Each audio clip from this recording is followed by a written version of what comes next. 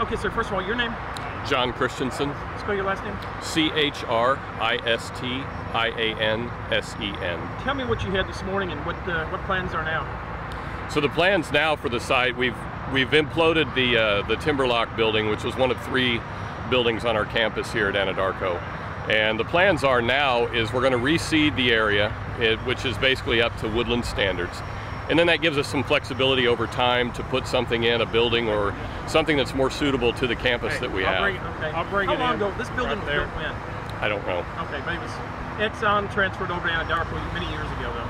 Yes, and so really the reason for the demolition was twofold. Number one, it saves us on the cost of maintaining a vacant building. All of the employees have basically been relocated into one of the 2 towers at Anadarko. And then the second option that it gives us is it gives us that flexibility in the future, again, to build something that's more suitable to the campus that we have.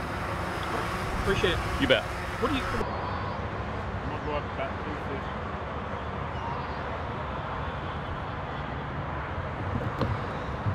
I'll give it a back.